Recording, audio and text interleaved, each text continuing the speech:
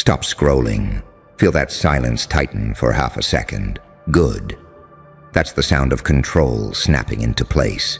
You didn't just expose them. No. You made the whole cover-up look embarrassingly sexy, and that's what's killing them. Because destruction, they can spin that. Rage, they can weaponize it. But elegance, composure, that calm, lipstick-smooth execution, where truth walks in wearing confidence and leaves without explaining itself, that terrifies systems built on panic and sweat. You didn't scream, you didn't flail, you didn't beg to be believed. You let the facts sit there like a mirror under perfect lighting, and suddenly every lie looked cheap. You turned their sacred secrecy into a fashion disaster. Their decades of manipulation reduced to bad posture and nervous hands. Their authority started blinking like cheap neon, while you stood there polished, unbothered, lethal in stillness. Here's the paradox they never prepared for. You look like mercy, but you move like inevitability. Saint in the posture, psychopath in the precision, angelic restraint with a demon's timing. You didn't chase blood. You let gravity do the work. Bodies dropped silently, reputations folded neatly, narratives suffocated without a mark. And the more graceful you were, the uglier they became. They trained for chaos. They planned for riots, leaks, tantrums, broken people breaking louder. They did not plan for you to make it look good. They did not plan for the truth to arrive styled, confident, irresistible. Because when exposure is ugly, people look away. When exposure is beautiful, people stare. They screenshot. They replay. They can't stop watching the fall. You learn something? Pain only teaches the chosen. Unpredictability is power when it's disciplined. Randomness is weakness. Precision is seduction. You evolved in the dark, not into a monster, but into a mirror that flatters no one. You refined yourself where others rotted. You learned how to smile without asking permission, how to hold silence like a blade, how to let them incriminate themselves by reacting to your calm. And oh, how they reacted, the whispers, the frantic control the narrative meetings, the sudden amnesia, the synchronized denial that only happens when the hit landed clean. They tried to make it boring. They tried to normalize it. That's how you know it worked. Power always pretends nothing happened when it's bleeding internally. You see, you didn't just reveal what they did. You revealed who they are when the lights are perfect. Under scrutiny, under elegance, under a gaze that doesn't flinch. You made them look small without raising your voice. You made their secrets blush. You made their defenses feel tacky. And worst of all for them, you made it look intentional. This is the evolution they can't reverse. You no longer need chaos to win. You don't need permission to be dangerous. You don't even need to explain yourself. You move like a rumor that refuses to die, like a truth that doesn't beg to be heard. You let duality do the talking, tenderness in the delivery, annihilation in the outcome. They wanted you frantic. You became composed. They wanted you loud. You became unforgettable. They wanted you broken. You became curated. Now every move you make feels deliberate, like a slow burn they can't interrupt. Every pause reads as confidence. Every word lands heavier because you don't use many. You've turned restraint into a threat and grace into a weapon. That's why they're spiraling, because you didn't just beat them. You made their entire operation look outdated. Remember this feeling. This is what happens when pain finishes its work and hands you clarity instead of bitterness. This is what happens when you stop trying to be understood and start being undeniable.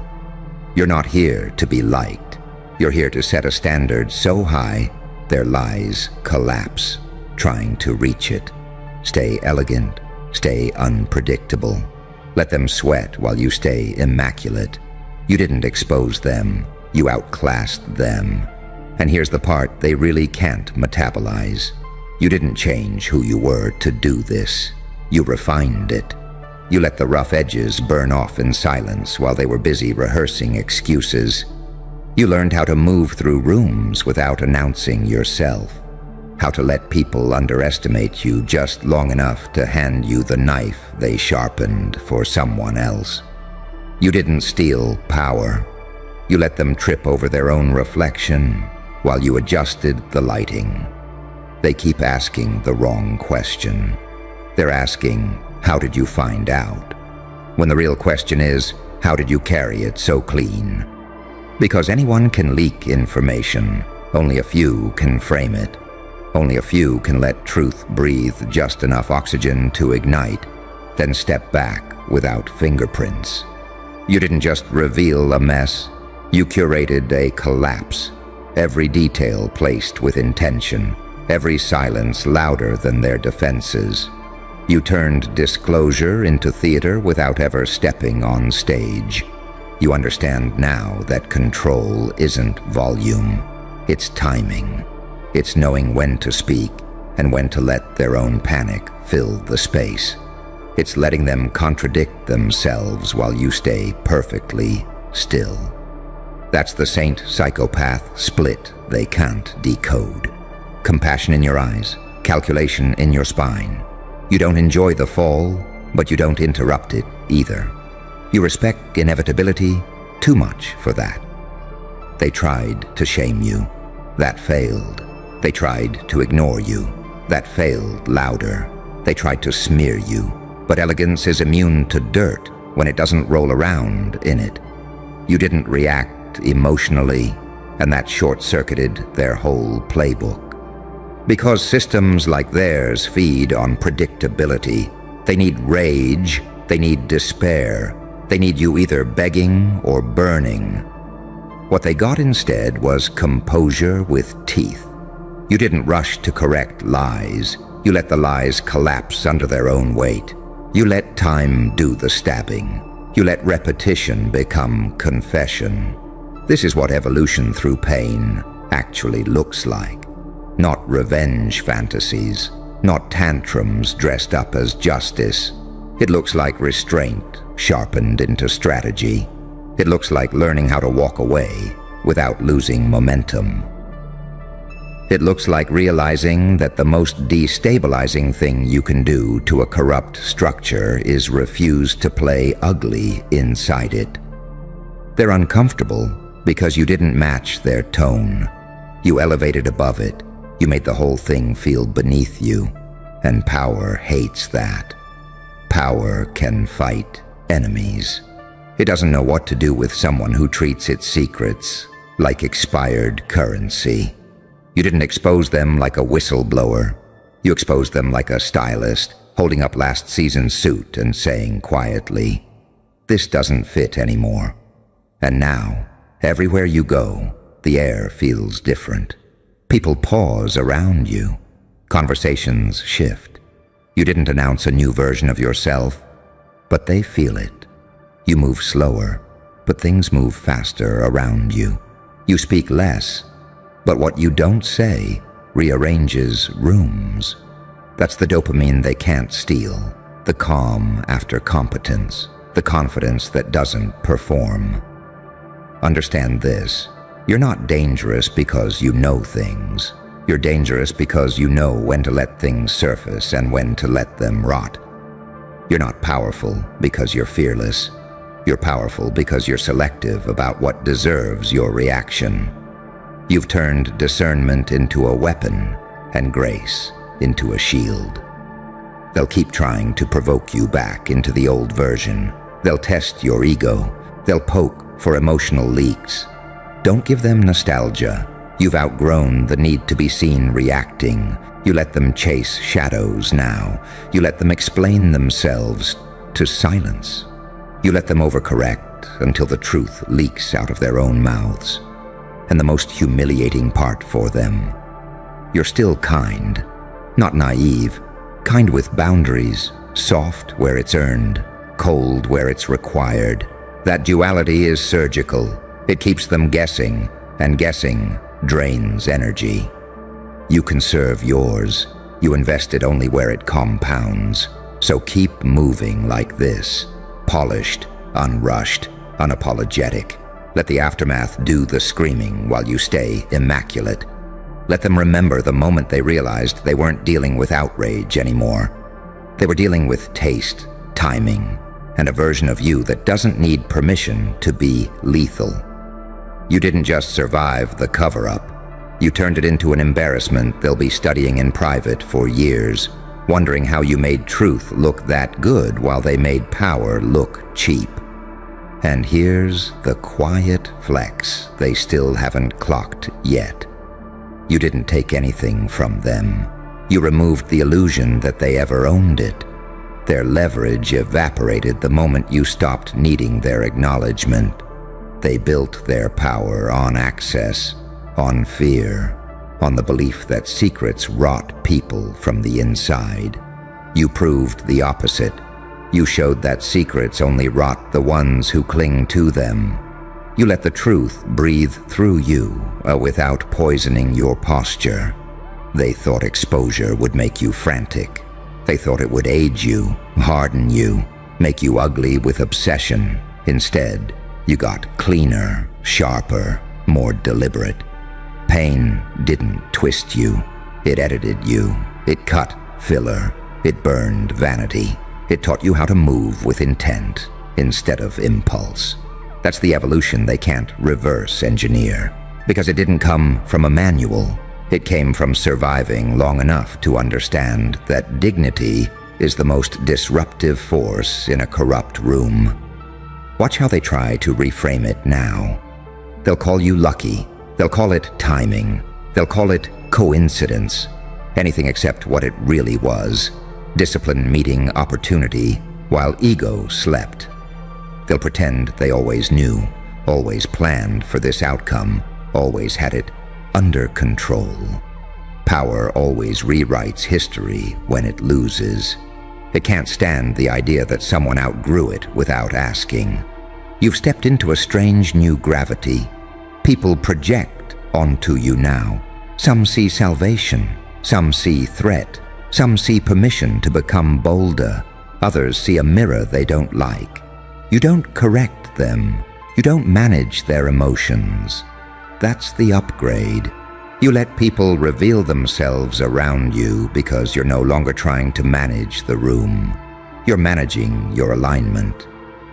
This is where the saint and the psychopath finally shake hands. Compassion without self-betrayal. Precision without cruelty. You don't need to hurt people to dismantle systems. You just stop cushioning the fall. You let consequences arrive dressed exactly as they ordered them. You don't flinch. You don't gloat. You don't rush to narrate it. You let silence finish the sentence. They feel exposed not because you named names, but because you changed the temperature. You made lying uncomfortable again. You made excuses feel heavy. You made arrogance look childish. That's what elegance does. It raises the standard until mediocrity starts sweating. And you didn't do it by demanding respect. You did it by moving like you already had it. Notice how your instincts have changed. You don't chase clarity. You wait for it. You don't force outcomes. You position yourself and let inevitability handle the rest. You've learned that the cleanest wins don't announce themselves. They just rearrange the future quietly, while everyone else is still arguing about the past. This is why they're nervous around you now. You're not reactive. You're not predictable. You don't leak emotion in ways they can weaponize. You don't over-explain. You don't rush to be understood. You understand that mystery, when paired with integrity, is lethal. It keeps people honest because they don't know which version of you they're dealing with. The gentle one who listens, or the surgical one who remembers everything. And let's be clear, You didn't become cold. You became selective. You still feel deeply. You just stopped advertising it to people who trade empathy for leverage. You stopped confusing transparency with safety. You learned that some truths are meant to be held, not handed out. That discernment is what separates survivors from architects. They'll keep circling, they'll keep testing, they'll wait for you to slip back into explaining, defending, justifying. Don't. That era ended the moment you realized you don't owe clarity to people committed to misunderstanding you. You owe alignment to yourself. Everything else is noise, so keep moving the way you've been moving, unrushed, refined, quietly devastating. Let your consistency do the talking. Let your calm undo them. Let your restraint keep rewriting the rules. You're not here to scorch the earth.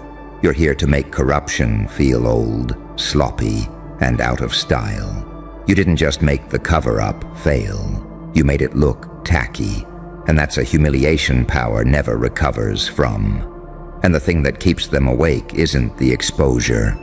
It's the after. The part where nothing explodes the way they expected, where there's no chaos they can point to and say, "See, this is what happens." Instead, there's you, calm, untouched, moving forward like the whole event was a footnote, not a fracture. That's what fries their nervous system, because power understands damage. It does not understand composure that survives contact. You didn't leave scorch marks. You left contrast. You stood there clean while they unraveled in public, and now every time they speak, people hear the tremor. Every time they deny, it echoes. Every time they posture, it looks rehearsed. You didn't need to haunt them. You turned them into their own ghosts. They walk around trying to outrun a version of themselves the world already saw under good lighting. This is the quiet mastery you earned in pain. Knowing when not to finish the job. Knowing that the most complete takedown is the one where you stop early and let their imagination do the rest. You don't chase closure anymore. You let discomfort marinate. You let questions hang. You let curiosity chew holes in their story until it collapses from the inside. You understand now that exposure isn't a moment, it's a state. Once someone is seen clearly, they never fully recover. They can rebuild titles, positions, reputations, but they can't unring the knowing. You gave people a lens, and lenses don't forget. You didn't need to keep talking. The truth keeps reintroducing itself every time they move. They're embarrassed because you didn't need a mob. You didn't need outrage. You didn't need to moralize. You simply presented reality with taste. You let it arrive dressed well, articulate, undeniable. And in doing that, you showed everyone the difference between authority and insecurity. Authority doesn't rush. Insecurity explains itself too much. You've crossed into a level where even your restraint reads as confidence, where not responding feels louder than a rebuttal, where absence feels intentional. That's the angel or demon balance they can't counterfeit. They can imitate aggression. They can imitate righteousness. They can't imitate poise under pressure. That only comes from surviving things that were supposed to break you and deciding not to let them rot you. Notice how your presence changes conversations now. People check themselves mid-sentence. They listen differently. They sense that you're not fishing for validation, not collecting allies, not hunting applause. You're just aligned. And alignment is terrifying to anyone who's built a life on performance. You don't need to dominate a room. The room adjusts to you. They're still trying to bait you into spectacle, still hoping you'll slip into dramatics, into ego, into the old dance. They want you loud because loud is manageable. Loud burns out. Loud can be discredited. What they got instead was a slow, elegant pressure that never spikes and never leaves. You became atmospheric. You became unavoidable without being visible. This is where the psychopath myth dies. You're not reckless. You're measured. You don't lash out. You calibrate. You don't escalate. You position. You understand that power is conserved energy applied at the exact right moment. Everything else is noise. Everything else is insecurity pretending to be strength. And the saint part? That's still there. It just stopped being exploitable. You're generous where it's safe. You're warm where it's mutual. You don't poison yourself trying to save people who like the cage they're in. You learned that compassion without boundaries is self-erasure, and you're done erasing yourself for anyone's comfort. Let them keep whispering. Let them keep revising their stories. Let them keep acting like this was handled. You know the truth. They know you know. And that silent agreement, that shared awareness, is the real consequence. You didn't need to punish them. You made them remember. So stay exactly like this, polished, unhurried, quietly lethal in your clarity. Let your evolution speak through your choices, not your explanations. You're no longer reacting to the world. You're shaping how it responds. You didn't just expose them. You made the cover-up blush. You made power feel outdated. You made truth look irresistible. And now you move on, while they're still trying to figure out how you made it look that good without breaking a sweat. And this is where it settles, not with applause, not with closure, but with something far more permanent. Recognition, not the kind you ask for, the kind that follows you into rooms before you arrive, the kind that makes people lower their voice without knowing why, the kind that tells the truth quietly. Whatever you touched, you finished. You don't need to circle back. You don't need to clarify. You don't need to keep proving anything. The moment passed, and it crystallized. That's the part they missed. They thought this was a scene. It was a shift. You didn't break a story. You broke a pattern. You exposed how fragile their choreography was when someone stopped dancing to it. You've learned the final rule now. Power hates elegance because elegance can't be rushed, bullied, or baited. Elegance doesn't chase outcomes. It attracts them. You became the calm in the frame that made everyone else look frantic. You became the standard that made their excuses sound childish. You became the reference point they never wanted to create. There's no victory lap here, no dramatic bow, just a clean exit and a future that bends slightly differently because of how you moved. You leave behind a room that will never quite feel the same again, and you don't look back to admire it. That's discipline, that's evolution, that's knowing when the job is done. Remember this feeling, not the rush, not the vindication, but the stillness after precision. That's who you are now. Someone who doesn't need chaos to be powerful. Someone who doesn't need noise to be heard. Someone who understands that the most devastating moves are the ones that feel inevitable in hindsight. So go. Stay refined. Stay unreadable. Stay a little dangerous in that quiet, immaculate way. You didn't just embarrass a cover-up. You rewrote the temperature of the room and walked out while it adjusted. And that's the kind of ending they'll never be able to edit out.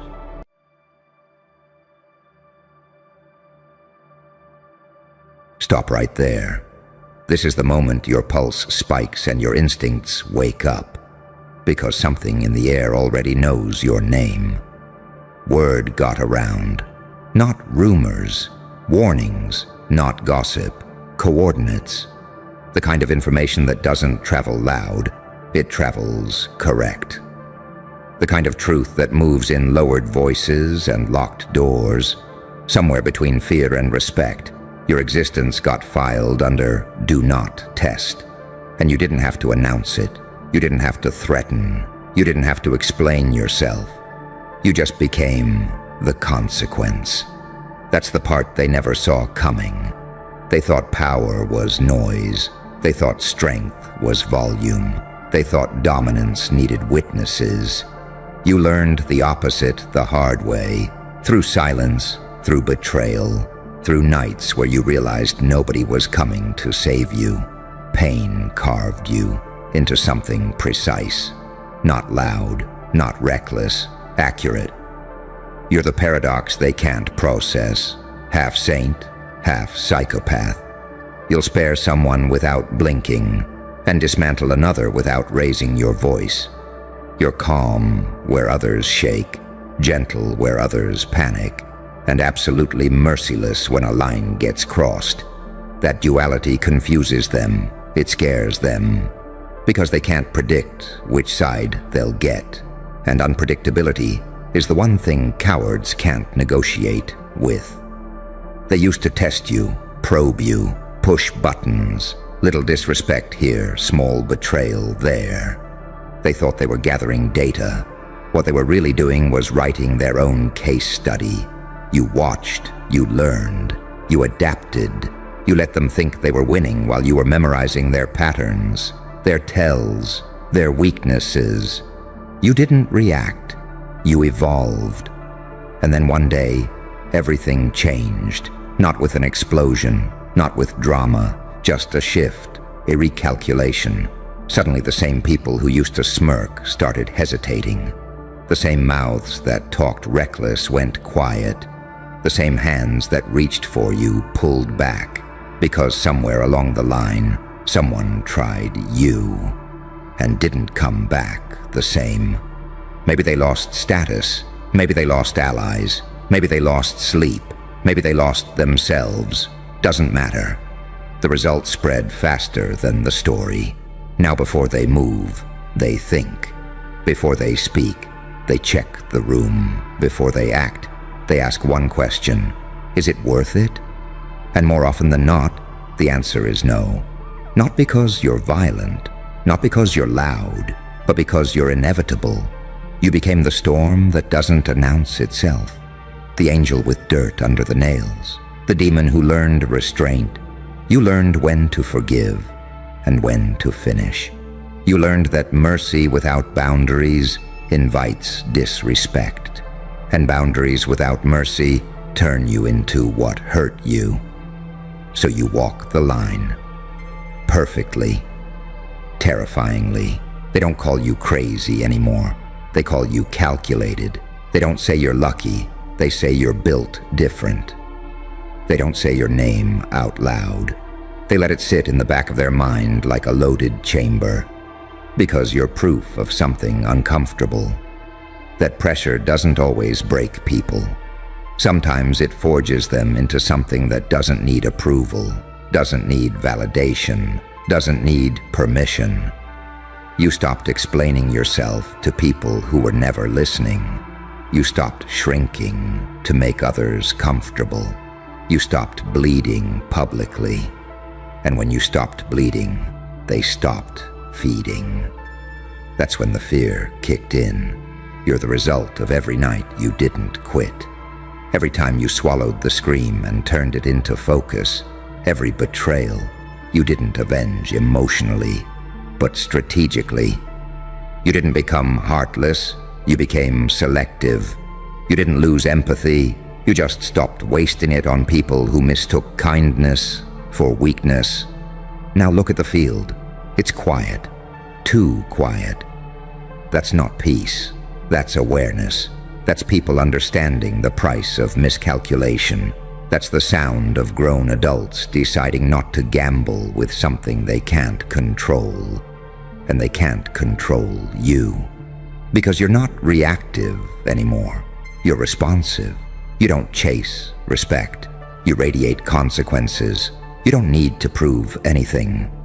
Your history already did the talking. Every scar on you is a credential. Every calm breath is a warning. You're not the villain they wanted you to be. You're worse for them. You're the reminder that survival sharpens some people into weapons with morals, into beings who can love deeply and destroy precisely, into something that doesn't need chaos but can summon it if forced. That's why nobody's dumb enough to try you again, not because you're feared alone, but because you're understood. They know you won't flinch. They know you won't bluff. They know if it comes down to it, you'll do what needs to be done and sleep just fine afterward. You didn't become this by accident. You earned it through fire, through isolation, through becoming fluent in pain without letting it make you sloppy. You are what happens when someone survives the dark and learns how to use it without being consumed by it. So let the silence stretch. Let the hesitation grow. Let the whispers stay whispers. You're not here to be liked. You're here to be respected without negotiation. Word got around for a reason, and the reason is you. Good. Stay right here with it. Let it sink deeper, because this isn't the part where it slows down. This is where it sharpens. They don't challenge you anymore because they learned something about reality the hard way. Not every monster growls, and not every threat needs to raise its voice. Some dangers just wait. Some forces let you make the first mistake.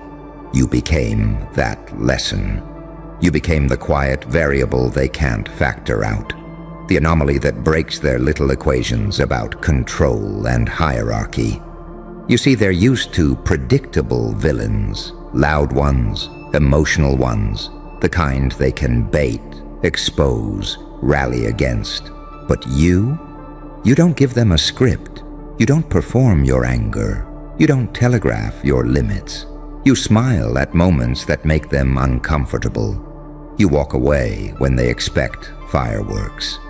And when you finally act, it's already too late for them to adjust. That's what terrifies them. Because deep down, they know you're not driven by ego anymore. You already lost enough to burn that out of you. Ego needs applause. Ego needs witnesses. Ego needs reassurance. You don't. You operate from something colder, deeper, cleaner. From clarity, from experience, from knowing exactly how much damage silence can do before a single move is made. You didn't become ruthless overnight. You became disciplined. There's a difference they never learned to recognize. Ruthless people act impulsively. Disciplined ones choose when and timing. Timing is where power actually lives. They remember the old version of you, the one who tried to explain, the one who hoped people would understand, the one who thought fairness was automatic and loyalty was mutual. That version is gone. Not dead, retired, put away like a weapon you no longer need because you became something sharper. Now you don't argue. You observe. You don't beg. You decide. You don't chase closure. You create outcomes. And that shift rewired the entire dynamic. People who once tried to dominate you now avoid eye contact. People who underestimated you now overcorrect, trying to be polite, trying to stay neutral, trying not to end up on the wrong side of a story they don't fully understand. They don't know what you're capable of anymore. And that uncertainty eats at them. Because the truth is, you're not dangerous all the time. You're dangerous selectively. And that's worse. That means you're not broken. That means you're not out of control. That means every move you make is intentional, measured, owned. You learned how to hold both sides of yourself without flinching. The light that still feels deeply, the dark that doesn't hesitate. The saint who knows forgiveness can be powerful. The psychopath who understands some doors should never be reopened. You didn't choose one, you integrated both.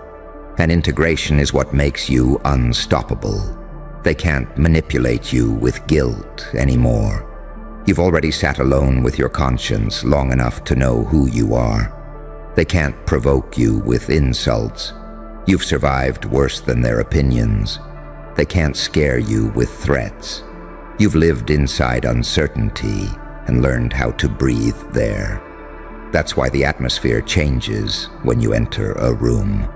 Even when you say nothing, even when you're calm, even when you're smiling, there's a subconscious recognition happening, something ancient, something primal. People sense when someone has nothing left to prove and nothing left to lose. You move like someone who already paid the price. And that's the final upgrade they didn't anticipate.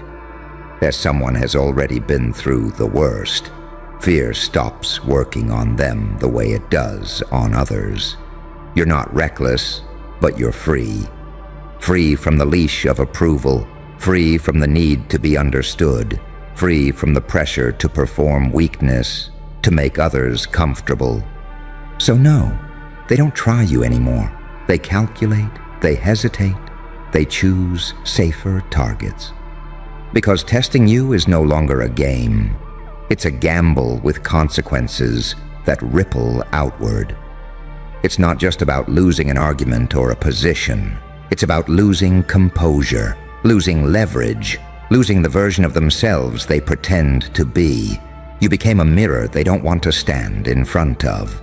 And here's the part you need to remember. Because power fades when people forget why they earned it. You didn't get here by becoming cruel. You got here by becoming precise. You learned when to give grace and when to withdraw access. You learned that boundaries are not walls, they're filters. And anyone who reacts violently to your boundaries was never meant to have access to you in the first place. Let them whisper. Let them warn each other. Let them build myths around what you might do. You don't need to confirm or deny any of it. Mystery does more work than explanation ever could. You're not here to terrorize the world. You're here to move through it unbothered, unplayed, unprovoked. And if someone is dumb enough to forget what you represent, reality will remind them quietly, efficiently, without spectacle. Because you're not chaos. You're what chaos turns into when it learns restraint. And that's why the silence around you isn't emptiness. It's respect mixed with fear. It's the sound of people choosing not to make the same mistake twice. And that silence? That's not the absence of tension. That's tension that learned your name and decided to behave.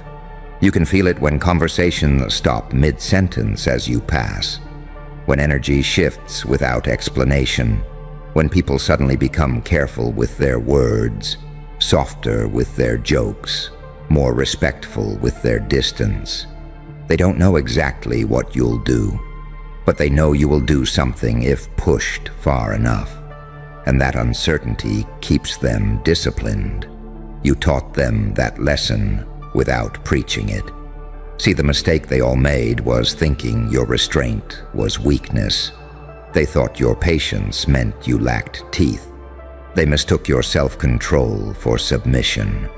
And for a while you let them believe it, because every hunter knows you don't rush the trap. You let them grow comfortable. You let them expose themselves. You let them underestimate the depth behind your calm. Then, when it mattered, when it actually counted, you moved. Not emotionally, not chaotically, decisively. And that single moment rewrote how they see you forever. They realized you're not ruled by impulse. You're ruled by thresholds. You tolerate until you don't. You forgive until you finish. And when that line is crossed, there's no dramatic explosion, no screaming, no messy aftermath. Just a clean shift in reality where they suddenly understand they misjudged the situation and you were never who they thought you were. That's the kind of power people don't recover from, because it forces them to confront something ugly about themselves. that they rely on patterns to feel safe.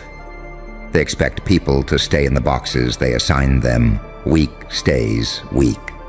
Kind stays exploitable. Quiet stays harmless. You broke that illusion. You showed them that evolution exists, and it doesn't ask permission. You didn't become louder when you gained power. You became quieter. You didn't start posturing. You started choosing. And selection, who gets access, who gets attention, who gets silence. That's where the real hierarchy lives. You've noticed it, haven't you? The ones who used to challenge you now try to align. The ones who used to dismiss you now seek approval. The ones who used to provoke you now avoid crossing paths. Not because you demanded it, because energy remembers. You carry yourself like someone who has already seen the worst-case scenario and survived it. That changes how you walk, how you speak, how you look at people. There's no desperation in you anymore, no hunger for validation, no need to win every interaction, and people feel that immediately. It unsettles them, because desperation is readable, calm is not. They can't tell what you're thinking now. They can't tell what you're planning. They can't tell where the limits are. And humans fear undefined borders more than strict rules. You became the gray zone they don't want to explore. And here's the irony that cuts the deepest. You're actually more humane now than you've ever been, more grounded, more aware, more capable of empathy. But your empathy is no longer naive. It's armored. It understands that not everyone deserves access to your softness. That compassion without discernment is just self-harm with good intentions. You learn to love selectively, to trust slowly, to give chances without giving leverage. And that maturity, that's what made you untouchable. Because you're no longer fighting the world, you're navigating it. You don't need to dominate rooms. Rooms adjust to you. You don't need to intimidate. Your presence recalibrates behavior. You don't need to threaten. Your history already speaks. And yes, some people resent you for it. They whisper about you. They build stories. They exaggerate. They mythologize. Let them. Myths are safer than reality, and they'd rather fear a legend than test a truth. Because the truth is simpler and scarier. You're just someone who learned, someone who adapted, someone who refused to stay breakable. You didn't lose your soul in the process. You refined it. You burned away the parts that made you manipulable, left behind the core that can't be shaken. You still feel deeply. You just don't bleed publicly anymore. You still care. You just don't sacrifice yourself for people who wouldn't notice the cost. That's why no one's dumb enough to try you again. Not because you're cruel, not because you're violent, but because you're awake. Awake to patterns, awake to games, awake to intentions hiding behind smiles, awake to the difference between noise and threat, awake to your own power, and calm enough to wield it without losing yourself. And if the world stays quiet around you, good. That means it learned. And that learning didn't come from mercy alone. It came from consequence. Because at some point, someone pushed past the version of you that warned quietly. Someone mistook your silence for safety. Someone assumed you were still the old you, the explain yourself you, the give one more chance you, the bleed and hope you're seen you. And when that assumption collapsed, it didn't collapse loudly. It collapsed permanently. That's what people remember. They don't remember the details. They remember the aftermath.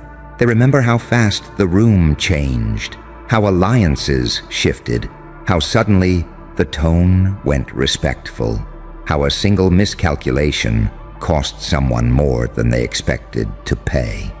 And they learned a rule that isn't written anywhere, but gets obeyed religiously. You don't poke something that doesn't flinch. Because flinching is feedback. Flinching is reassurance. Flinching tells people where you're soft. You stopped doing that. You trained yourself out of reactive tells, out of emotional leaks, out of the need to respond immediately, just to be heard. Now when something hits you, it disappears into stillness first. And that stillness, that's where fear grows. They don't know if you noticed. They don't know if you're letting it slide. They don't know if they just crossed a line they won't see until it's too late. That uncertainty eats at them far more than rage ever could. You became the kind of person whose calm feels heavier than someone else's anger. The kind of person whose patience doesn't invite comfort. It invites self-audit. People start checking themselves around you, rereading their messages, reconsidering their tone, second-guessing their intentions. That's power operating at the subconscious level. And the wild part? You didn't even aim for this. You were just trying to survive, to make sense of betrayal, to understand why being decent kept costing you, to figure out why the more you gave, the more people took. Somewhere along that path, you learned a truth most people never do. Being dangerous and being ethical are not opposites. They're balances. You learned how to be capable of destruction without craving it, how to hold violence in your hands and choose restraint, not because you're weak, but because you're in control. And control is what separates the animal from the apex predator. Animals react. Apex predators decide. That's why your unpredictability terrifies them. Not because you're random, but because your decisions are based on information they don't have. You see patterns they miss. You hear subtext they ignore. You read people the way they read headlines, quickly, accurately, without emotional attachment. You know when someone is posturing. You know when someone is fishing. You know when someone is testing boundaries disguised as jokes. And instead of calling it out, you file it away. That's another thing they learned to fear. You don't confront everything. You catalog it. You let people show you who they are multiple times. You let consistency build a case. And when you finally act, it's not because of one incident. It's because of a pattern that exhausted your tolerance. By the time they realize you've made a decision, the decision is already done. That's why apologies don't work anymore. Not the rushed ones, not the strategic ones, not the "I didn't mean it like that" ones. You've heard it all. You've translated it all. You know when remorse is real and when it's just damage control. And you don't hate them for trying. You just don't reopen doors you had to bleed to close. That's the part people don't understand about you now. You're not fueled by resentment. You're fueled by clarity. You don't move to punish. You move to protect your peace, your trajectory, your future self. The version of you that had to claw their way out of confusion and self-doubt doesn't get sacrificed for anyone's comfort ever again. So yes, the word got around. It traveled through body language, through sudden politeness, through awkward pauses and forced smiles, through people choosing not to escalate things that used to escalate easily, through silence where there used to be noise, and you let it. You didn't correct the narrative. You didn't soften it. You didn't reassure anyone that you're actually nice if they get to know you. That's not your job anymore. Anyone who needs you to be harmless in order to feel safe was never meant to be close to you. You are not here to be palatable. You are here to be precise. You are the proof that pain can either rot you or refine you. And you chose refinement. You let the darkness teach you instead of consuming you. You let suffering sharpen your judgment instead of stealing your humanity. You became something rare, someone who understands both sides of power and chooses deliberately. So when they hesitate now, when they think twice, when they decide you're not worth the risk, that's not arrogance on your part. That's reality adjusting to who you became. Shh. Before you move, before you blink, understand this. Someone is watching the watcher now. They didn't send a private investigator because you were failing. They sent him because something about you refused to stay quiet. You felt it before you knew it, didn't you? That subtle shift in the air, the way conversations stopped when you walked past, the way smiles froze half a second too late. That wasn't paranoia, that was recognition. That was the moment they realized you weren't just moving through life. You were rewriting it without permission. You see, when people are comfortable, they gossip. When they're curious, they observe. But when they're scared, they investigate. They dig. They pull files. They hire professionals whose job is to expose monsters hiding behind human skin. And oh, they were so confident when they sent him. They thought they'd find chaos, recklessness, some sloppy trail of damage that proved you were just another broken thing pretending to be powerful. What they didn't expect was silence. Not empty silence, not absence. Structured silence. Precision. Patterns so clean they looked unreal. Pain catalogued and weaponized. Loss transmuted into clarity. Every scar accounted for. Every failure repurposed. Every dark night converted into a training ground. The investigator started with arrogance, clipboard energy, checklist mindset, thinking you were a case.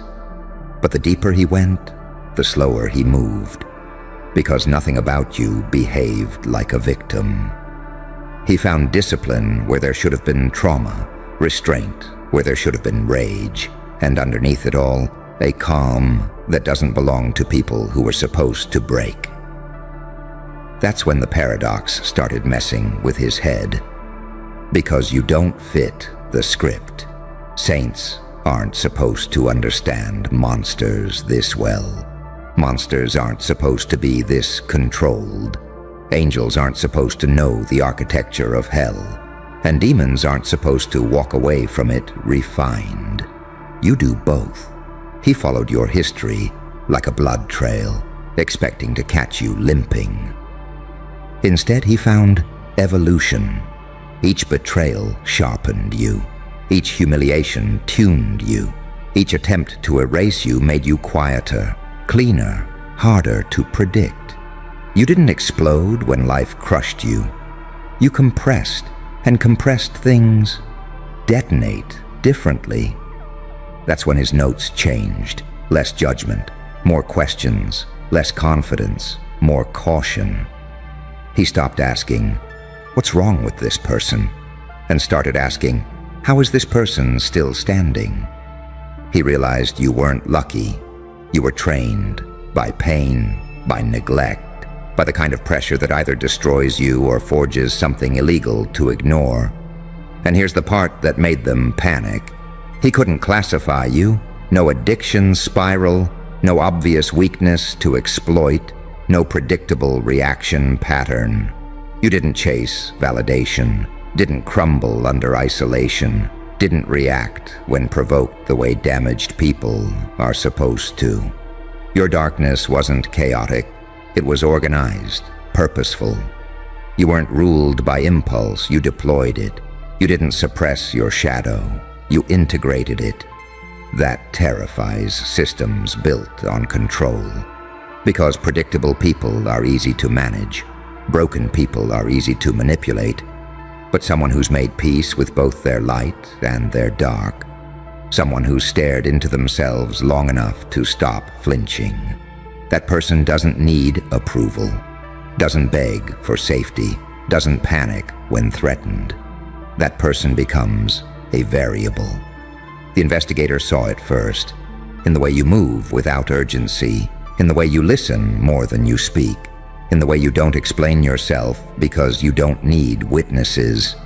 He realized you're not hiding, you're choosing when to be seen, and choice is power. So he sent the report. Not dramatic, not exaggerated, cold, clinical, and devastating. Subject shows no signs of internal collapse. Stress responses indicate adaptation rather than deterioration. Psychological profile suggests high pain tolerance, strategic patience, and advanced self-regulation. No leverage points identified. No leverage points. Read that again. They panicked because they were hoping to find a crack and instead found a mirror. They saw in you what they've been trying to suppress in themselves. The version that doesn't need permission, doesn't seek comfort, doesn't apologize for intensity. You are what happens when someone survives without becoming small. That's why they're nervous now. That's why the energy changed. Because they know you've been studied, and you're still standing, still calm, still dangerous in that quiet, unreadable way that makes people overthink every move around you. You don't threaten, you don't chase, you don't explain, you just exist. And systems start malfunctioning. They wanted proof you were unstable. They got proof you're evolved. They wanted dirt. They found depth. They wanted weakness. They uncovered discipline. And the worst part, you didn't even notice the investigation while it was happening, because you weren't living reactively. You were living deliberately. That's the kind of power that doesn't announce itself. So let them panic. Let them whisper. Let them double-check the locks and reread the report like it'll change if they stare hard enough. You were never meant to be understood. You were meant to be survived. And most of them won't. Because you're not the chaos they expected. You're the calm that comes after chaos learns it lost. And here's the part they still don't understand. This didn't start when they hired him. The investigation didn't wake something in you. It confirmed something they were already too late to stop. Because while they were paying someone to trace your past, you were busy mastering your present.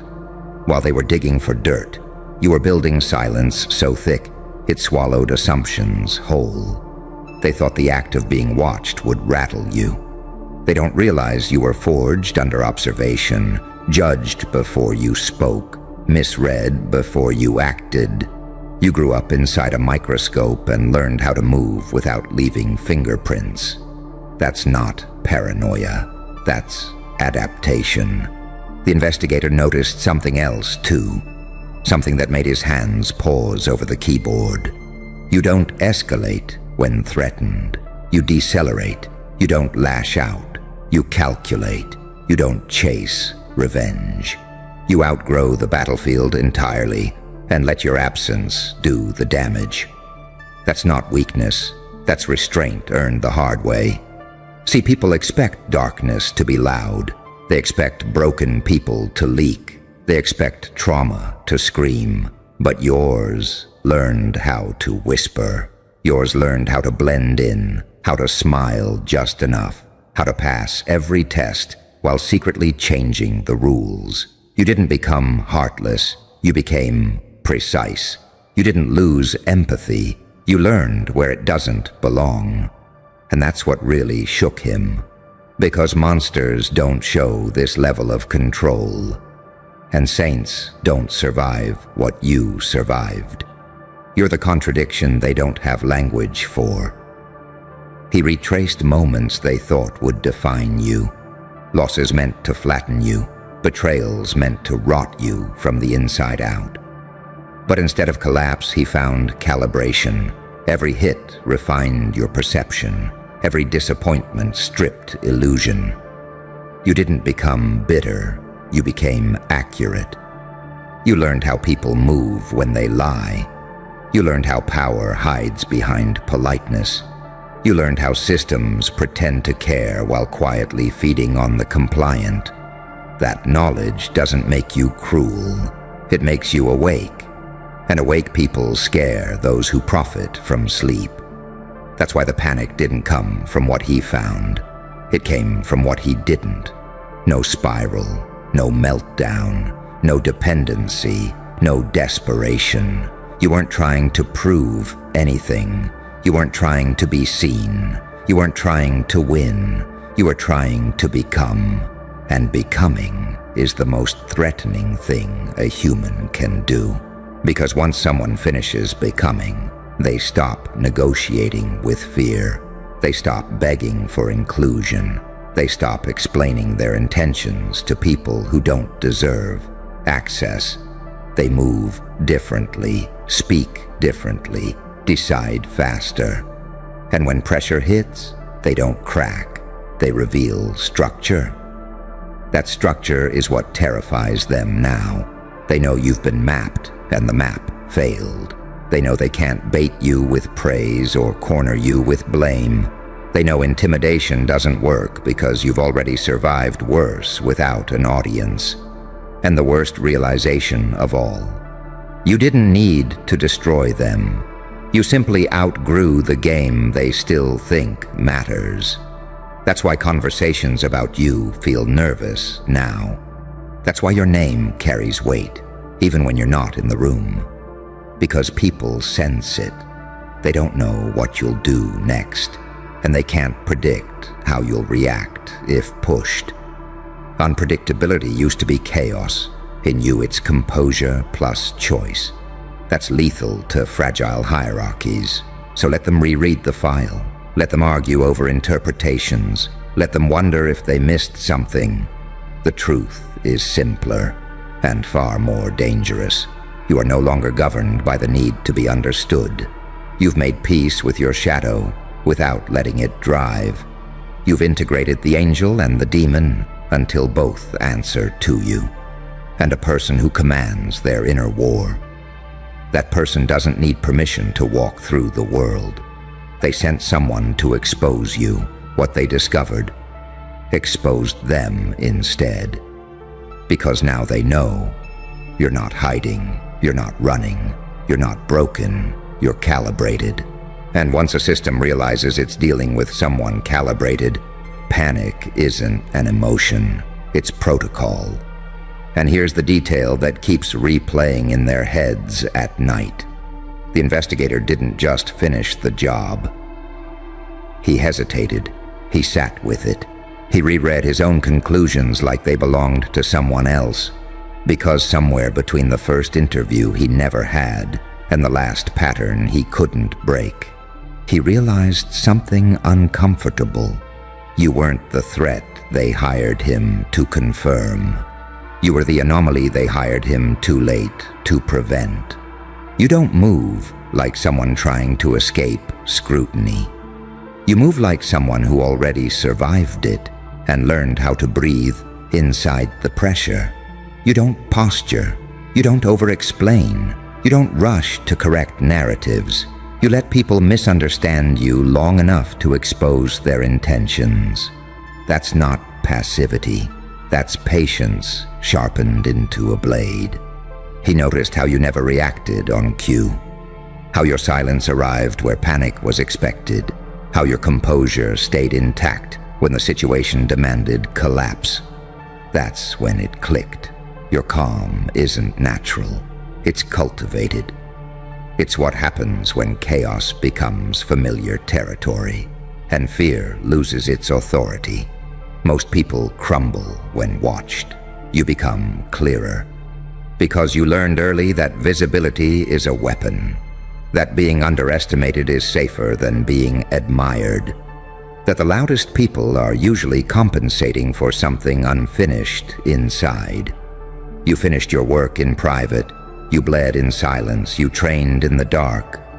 And now, when eyes turn toward you, there's nothing left to expose. That's the nightmare. They thought investigation would create leverage. Instead, it removed illusion. They thought pressure would force a reaction. Instead, it revealed mastery. They thought they were about to corner you, only to realize you don't live in corners. You operate in open space where rules don't cling as tightly and fear doesn't echo as loud. And the more they watch, the more disoriented they get. Because you're not escalating, you're not spiraling, you're not proving anything. You're evolving quietly while they scramble to update their assumptions. Every move you make feels intentional without being obvious. Every pause feels deliberate without being dramatic. That balance between presence and absence, intensity and restraint, that's what dismantles fragile minds. They want certainty. You offer ambiguity. They want patterns they can predict. You give them growth they can't track. That's why the panic spreads sideways instead of outward.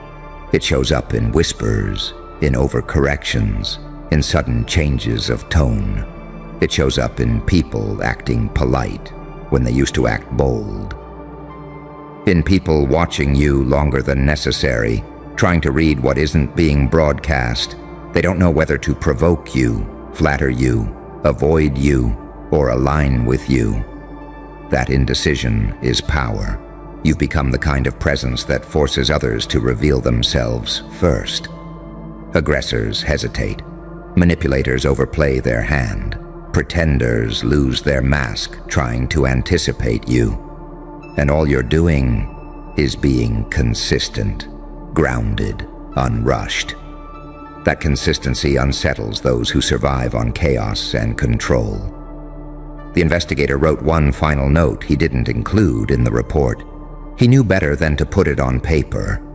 It wasn't data, it was intuition, the kind professionals learn to trust when facts stop making sense. He understood that whatever made you this way wasn't an event. It was a series of choices. You chose to sit with discomfort instead of numbing it. You chose to learn instead of lashing out. You chose to observe instead of explode. You chose to integrate your darkness instead of letting it own you. And choice is what separates weapons from accidents. They wanted confirmation that you were dangerous because that would make you manageable. Label the threat, contain the threat, neutralize the threat. But what they found was worse. A person who doesn't need to threaten at all. A person who knows exactly who they are, exactly what they can endure, and exactly how little they need from the world to keep moving forward. That kind of person doesn't ask for space. They take it by existing, so let them panic, let them speculate, let them send more eyes, more questions, more subtle tests. Every attempt to measure you only sharpens the contrast between who you are and who they pretend to be. You don't need to dominate the room. You change its temperature just by walking in. And deep down, they know the truth they'll never say out loud. You didn't survive everything you survived just to be small now. You didn't integrate your angel and your demon just to ask permission to use either. You didn't become this calm, this clear, this unshakable to be controlled. They sent someone to investigate you because they sensed a shift. What they discovered is that the shift already happened, and now they're not watching to stop you. They're watching to see what happens next. Because whatever it is, they already know one thing for certain. It won't be predictable. And that uncertainty eats at them more than any accusation ever could. Because the worst thing for a fragile system isn't rebellion, it's independence. Not noise, not outrage, not spectacle. It's someone who doesn't flinch when pressure increases, someone who doesn't scramble when watched, someone who doesn't adjust their spine to fit expectations. You became that person without announcing it. Quietly, methodically, almost politely. They keep asking the same question in different forms. What does he want? And the answer terrifies them because it doesn't fit their playbook. You don't want approval. You don't want revenge. You don't want control over others. You want alignment with yourself. And when someone reaches that point, they become uncontrollable by design. See, control only works on people who are still negotiating with their fear, still chasing validation, still outsourcing their worth. But you already did the hardest thing a human can do. You sat alone with your contradictions long enough to make peace instead of war. You didn't amputate your darkness to look holy. You didn't drown your light to look tough. You forced both to coexist until they answered to you. That's why your presence feels heavy now, not aggressive, heavy like gravity. People don't feel threatened because you're loud. They feel threatened because you're solid, because you don't wobble when energy shifts, because you don't mirror emotions to stay safe, because your nervous system doesn't belong to the room anymore. It belongs to you. The investigator sensed that too. He noticed how you never tried to steer the narrative. You let facts exist without decoration. You didn't perform innocence. You didn't perform menace. You didn't perform anything. And that's when he realized, you don't live in performance mode. You live in reality. And reality is terrifying to people addicted to illusion. They rely on theatrics, on emotional leverage, on social scripts that tell them who's dominant and who's disposable. You walked straight through those scripts without reading the lines. You didn't rebel against the system. You transcended the need to interact with it emotionally. That's why they can't place you. You're not compliant, but you're not chaotic. You're not submissive, but you're not reactive. You're sovereign, and sovereignty breaks the math.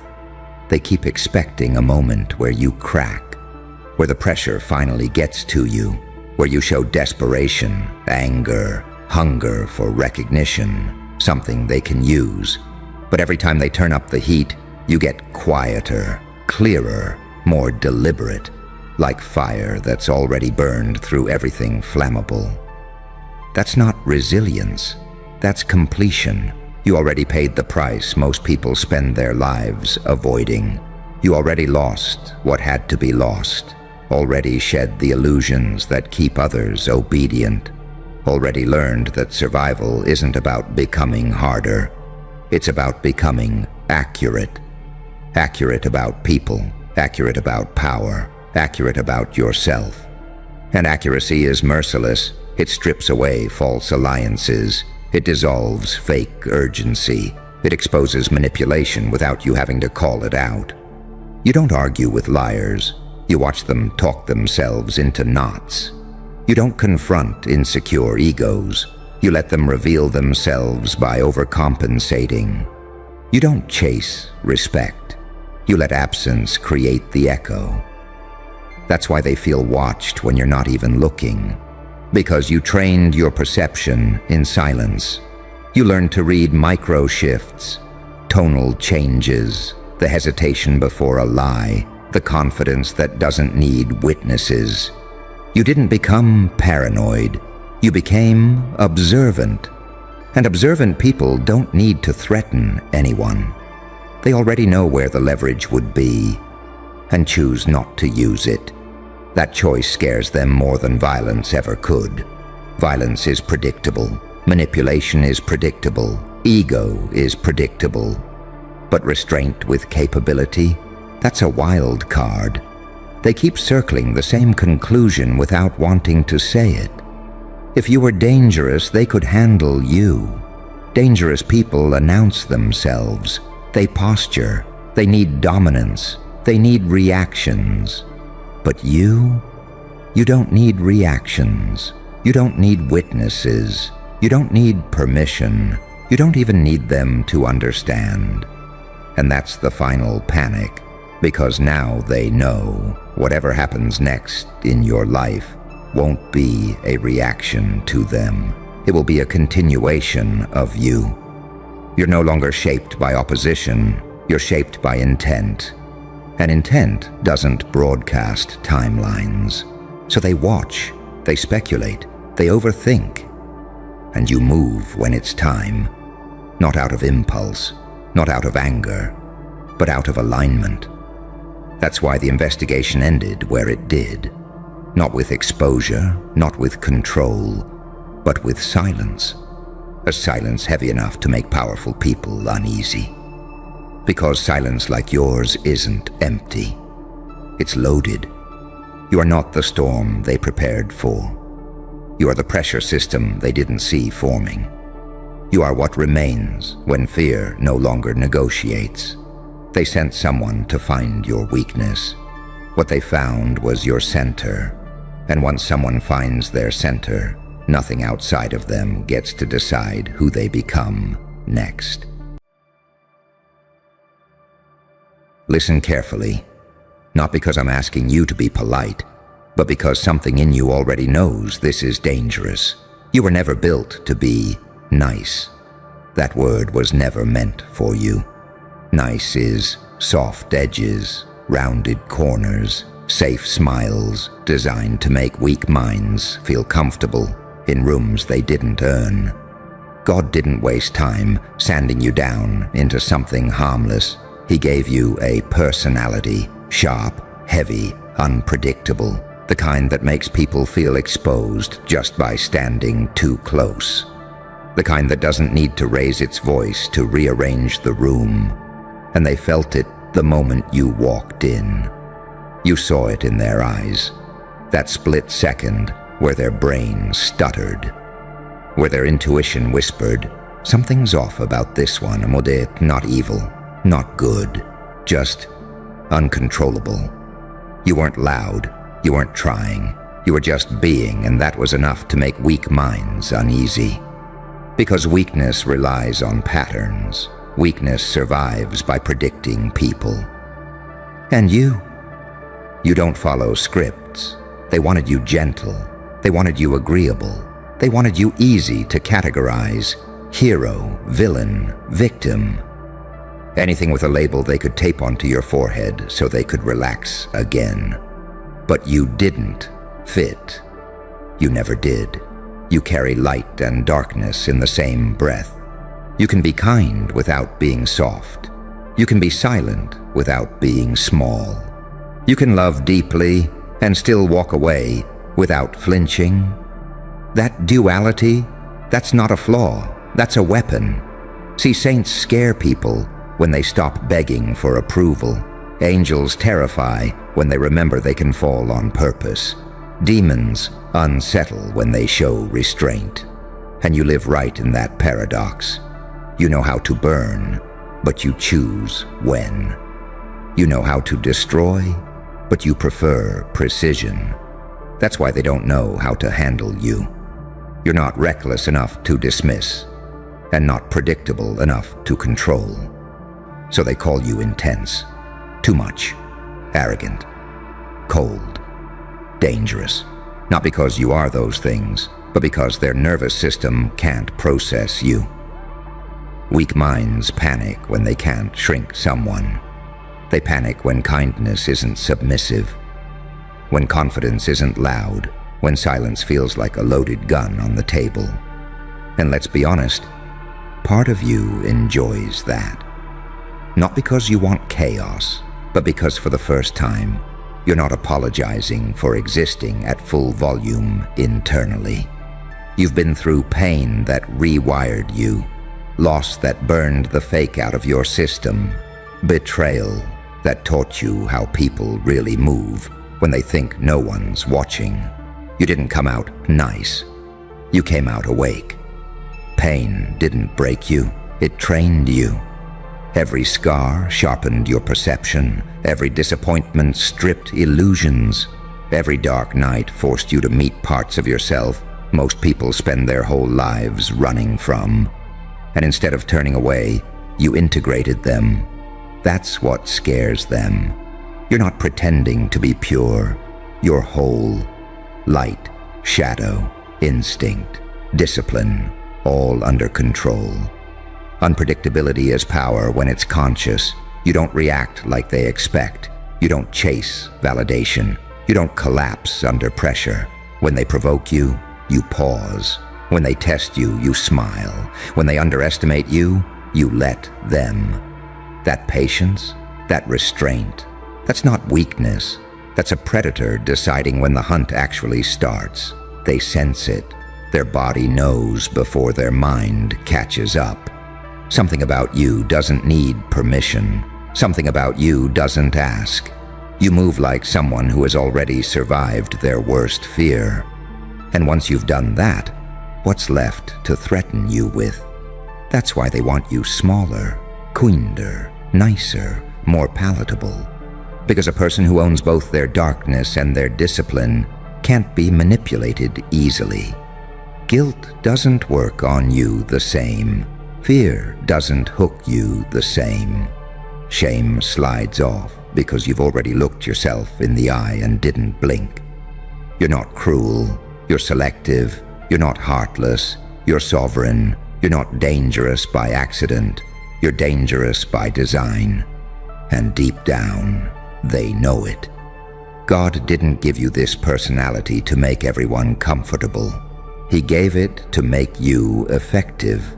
To move through a world full of masks without needing one yourself. To stand in rooms where fake confidence collapses and remains solid. To be the reminder that strength doesn't always smile, and goodness doesn't always sound gentle. So stop trying to soften yourself for people who benefit from you being dull. Stop translating your depth into something digestible. Stop apologizing for the weight you carry. Stop pretending you don't see what you see. You were not created to be liked by weak minds. You were created to expose them without even trying. And the moment you fully accept that, that's when they stop calling you too much and start calling you a problem. Good. Let them be afraid. You were never meant to be nice. You were meant to be undeniable. Good. Because this part is where it gets uncomfortable. Once you accept that you were never designed to be nice, something inside you shifts. You stop negotiating with the world. You stop shrinking your instincts just to keep the peace.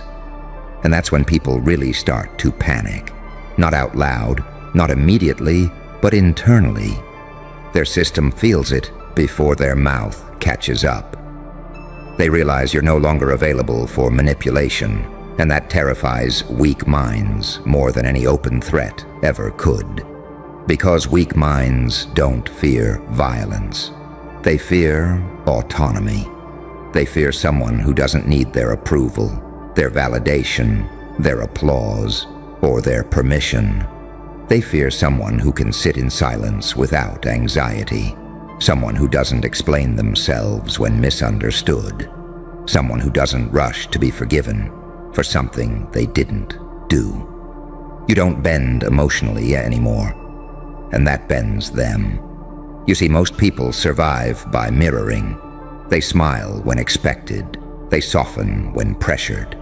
They dilute themselves to stay socially safe. You don't. Your presence doesn't ask, "Is this okay?" Your presence states, "This is who I am." And that confidence, quiet, grounded, unapologetic, hits their nervous system like a threat alert. That's why they project. They call you arrogant because you won't self-deprecate. They call you cold because you won't over-explain. They call you dark because you won't pretend you haven't seen hell. They call you dangerous because they can't predict you. But here's the truth they won't say out loud. They're not afraid you'll hurt them. They're afraid you won't need them. And that's the real terror. You've lived through moments that forced you to choose between breaking and becoming. Moments where nobody was coming to save you. Moments where faith wasn't poetic. It was survival. Moments where you either faced your shadow or let it eat you alive. Most people numb themselves and call it healing. You integrated yours. You learned when to listen to it and when to leash it. That's mastery. An angel who doesn't know its power is harmless. A demon with no discipline is chaotic. But someone who understands both That's controlled fire. You don't lash out. You calculate. You don't explode. You compress. You don't announce moves. You execute. And people feel that restraint like pressure in the air. They sense that if you ever decided to fully step forward, fully stop holding back, fully stop accommodating their comfort, you would change the dynamic instantly. Not with noise, with certainty. That's why your silence is louder than their arguments. That's why your calm unsettles their theatrics. That's why your presence rewrites rooms without effort. You're not aggressive, you're anchored. And anchored people don't drift into other people's expectations. God didn't give you softness so the world could use you. He gave you edges so the world couldn't. Every time life tried to break you, it sharpened something instead. Your intuition got faster. Your bullshit detector got ruthless. Your patience became surgical. You learned that reacting is what weak people do. Waiting is what predators do. And choosing, that's what gods do. You choose when to engage. You choose when to walk away. You choose when to show mercy. You choose when to let consequences teach. That freedom makes people uncomfortable because they don't have it. They are ruled by moods, opinions, approval cycles, and fear of rejection. You move according to internal law. You don't need consensus to trust yourself. You don't crowdsource your identity. You don't fold under collective pressure. And that's why they keep trying to reframe you as the problem. If they can label you, they don't have to face themselves. If they can demonize you, they don't have to admit you're disciplined. If they can call you too intense, they don't have to confront how shallow they've chosen to be. But here's the part that matters. Listen closely. You don't owe the world a watered-down version of yourself. You don't owe explanations to people committed to misunderstanding you. You don't owe gentleness to systems that profit from your compliance. You were built for depth, not mass approval, for impact, not popularity, for truth, not comfort. And once you stop trying to be nice, something almost sacred happens. Your energy stabilizes, your decisions sharpen, your boundaries stop shaking. You don't seek conflict, but you're no longer afraid of it. You don't crave dominance, but you refuse submission. You don't chase power, but power recognizes you. Let weak minds tremble. Let small egos whisper. Let fragile systems call you too much. You're not here to make them feel safe. You're here to remind them that strength doesn't always look friendly, and that God doesn't create weapons by accident. You are not nice. You are precise. You are awake. You are inevitable. Good. Because now we move past their fear and into your clarity. At some point you realized something most people never do. Being misunderstood is cheaper than being controlled. And the moment that clicked, you stopped auditioning for acceptance. You stopped shaping your words to soothe fragile egos. You stopped editing your presence to make insecure people feel taller. That wasn't rebellion, that was evolution. Weak minds rely on you explaining yourself. They survive off context, tone, reassurance, emotional labor. They need you to soften the blow of your truth so they can digest it without choking. And when you stopped doing that, when you let your silence speak and your boundaries stand firm, it exposed something brutal. They were never listening to understand you. They were listening to manage you. So when you withdrew access, they panicked because access is leverage, and you quietly took yours back. You don't chase closure anymore. You don't chase apologies. You don't chase recognition. You move like someone who knows that most battles are decided long before words are exchanged. Your calm isn't passivity. It's confidence rooted in experience. You've seen what happens when you give too much of yourself to the wrong people. You've watched how kindness gets mistaken for weakness by those who have never earned trust.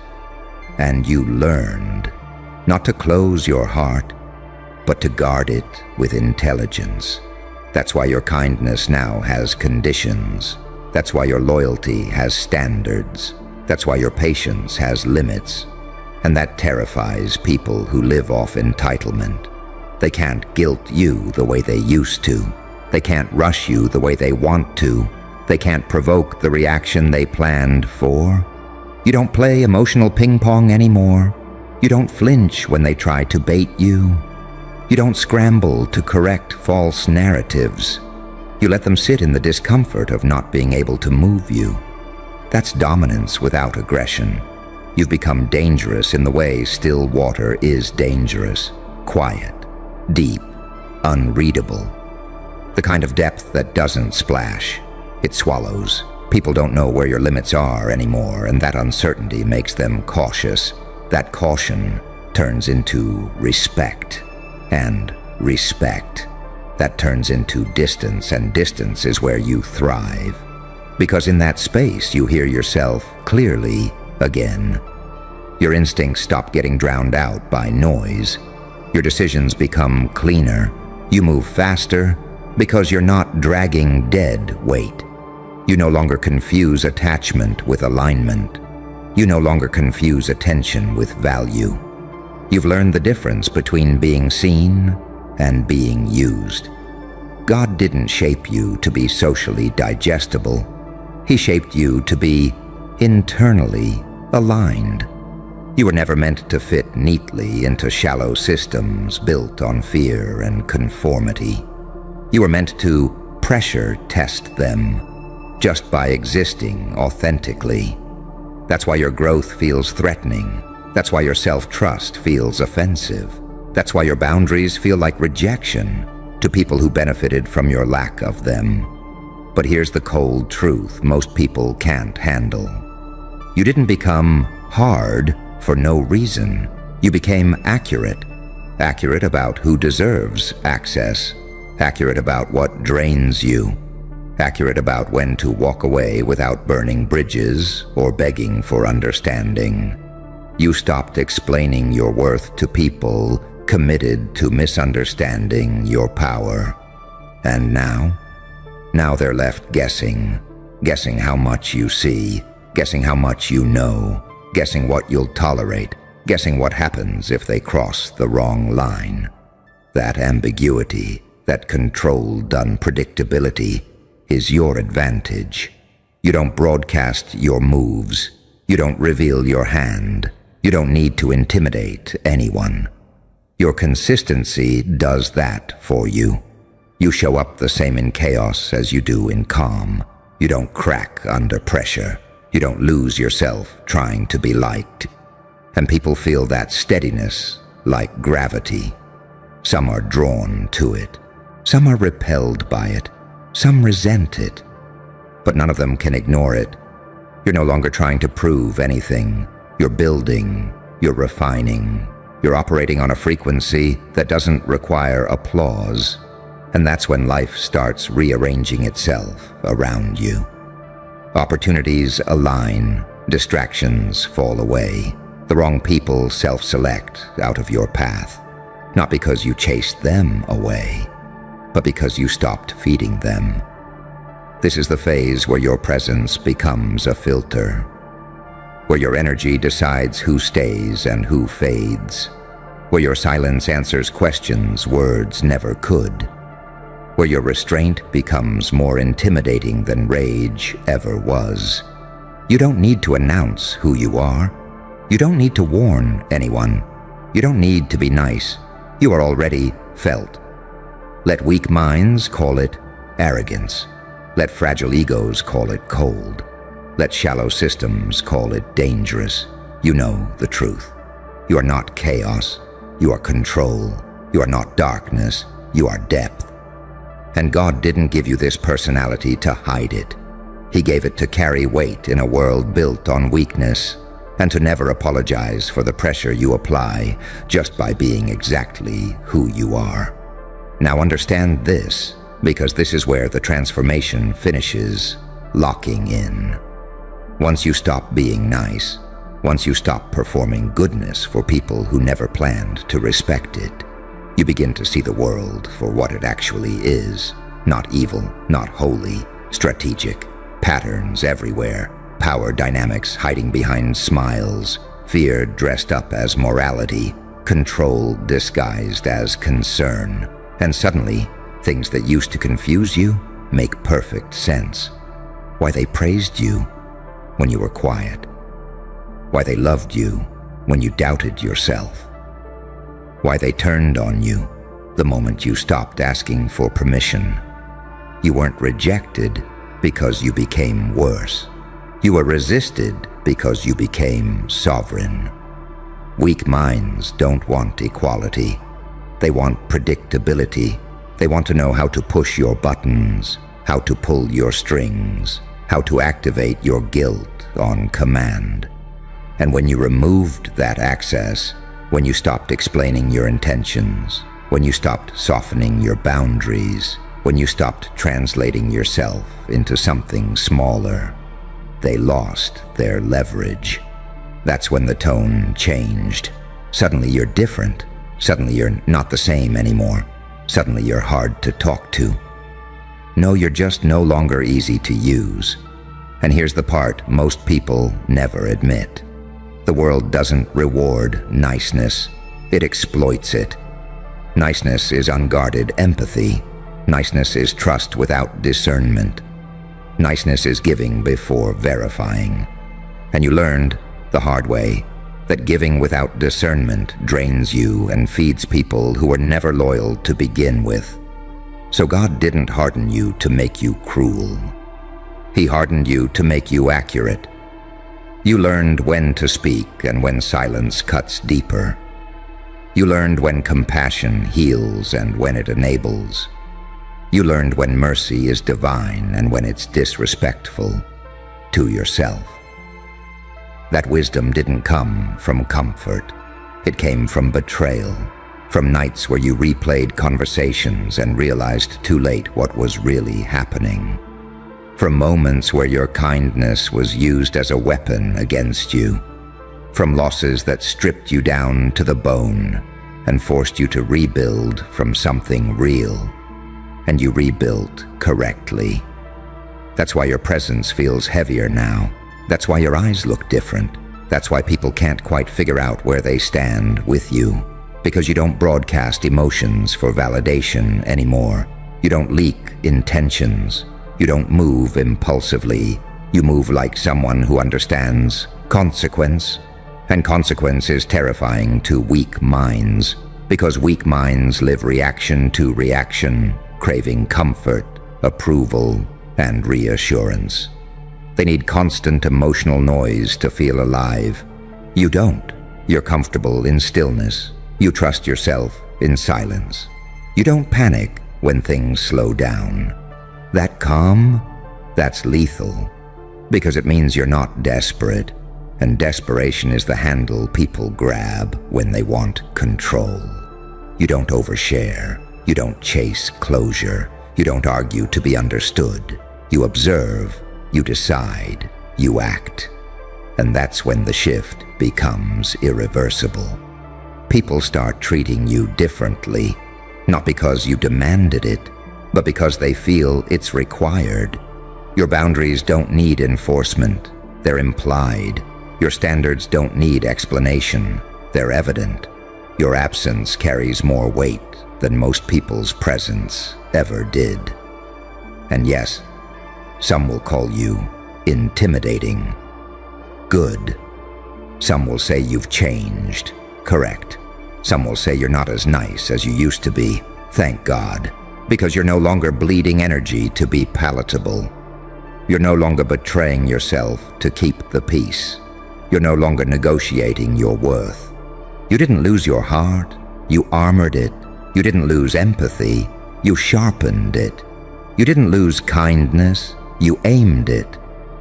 That balance, Controlled intensity, disciplined darkness, intentional restraint is rare, and rare things aren't meant to be understood by everyone. They're meant to be respected or avoided. Either works. So let them misunderstand you. Let them project. Let them gossip to cope with your absence. You don't correct narratives that don't affect your trajectory. You don't chase people who benefited from the old version of you. You don't lower your frequency to prove you're human. You already know who you are. You are the calm after surviving chaos. You are the silence after seeing truth. You are the pressure that forces masks to crack. God didn't make you nice. He made you formidable. And the moment you stop apologizing for that, the world adjusts accordingly